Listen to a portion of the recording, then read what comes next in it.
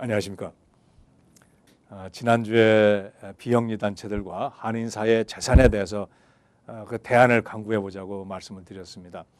한인사회 많은 재원이 종교기관으로 모아지지만 그 재원이 한인사회 자리 잡기보다는 각 종교단체의 재산이나 활동으로 국한되어 가기에 장차 한인사회의 결속력이나 재원이 해체될 수 있다는 우려를 갖게 된다는 말씀을 드렸습니다. 많은 연구와 대책이 있어야 할 것이라고 생각합니다.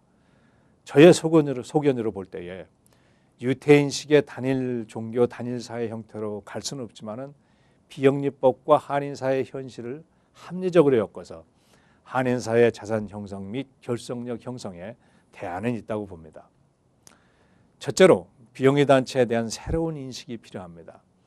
특히 501c3의 단체는 공공의 이익을 목적으로 하고 있기 때문에 단체나 교회의 이익이 아닌 그 단체와 교회를 통해서 공공의 이익을 도모할 책임이 있다는 것입니다. 후러싱 식당들이 쭉 들어서 있는 복잡한 거리에 어느 한 종교단체가 건물을 소유하고 있는데 그 앞에 차량이 2대 정도 파킹할 수 있는 자리에 노 파킹 사인을 딱 붙여두었습니다. 주민들과 고객들은 궁금해합니다. 왜 노 파킹 사인을 붙여두는지. 501c3 단체들은 기관의 이득보다는 주민들과 공공의 이익을 먼저 생각할 수 있어야 됩니다. 그래서 정부는 기부금에 대한 세금 감면 혜택을 주게 된다고 생각을 합니다.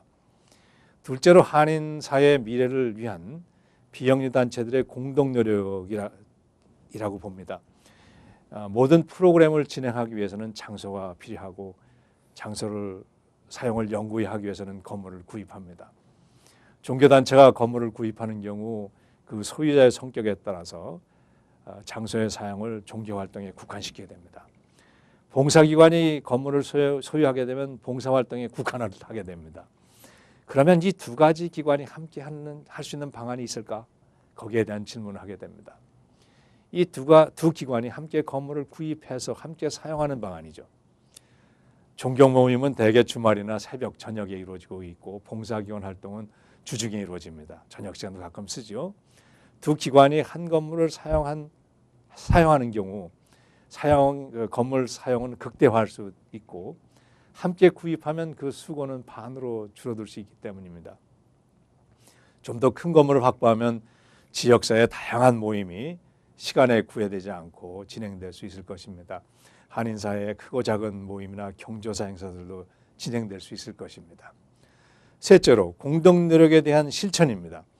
두 기관이 함께 건물을 구입하는 경우 종교기관은 그 교단의 그 소유권을 이용하지만은 봉사기관은 지역사회의 자산으로 남게 됩니다.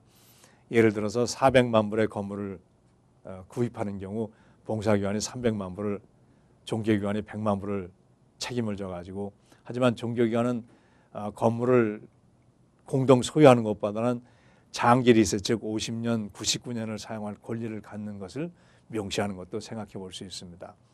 한인사회 자산을 형성하고 결속력을 강화하는 방안이 있다면 우리는 노력하고 실천해야 될 사명이 있기 때문입니다.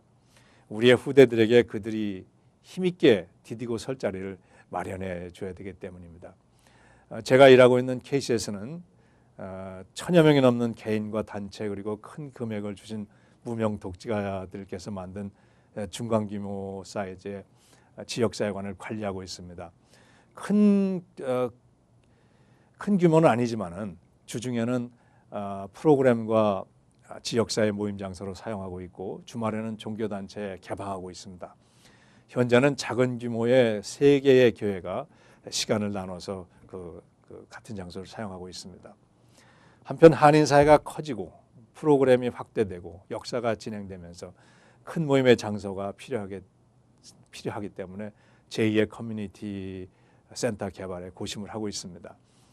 건물이 이루어지면은 1차 건물과 2차 건물이 한인사회 자산으로 후대들이 사용할 수 있을 것이라고 믿습니다. 이러한 노력은 지역사회 개발에 동참할 수 있는 그러한 봉사단체나 종교단체가 있으면 함께 힘을 모아서 한인사회의 미래에 긍정적인 일과 자산을 형성하는 일을 실천할 수 있기를 원합니다. 봄이 오고 있습니다. 앞들과 우리 마음에 환한 꽃이 피어납니다. 건강히 잘 지내시기 바라겠습니다. 안녕히 계십시오.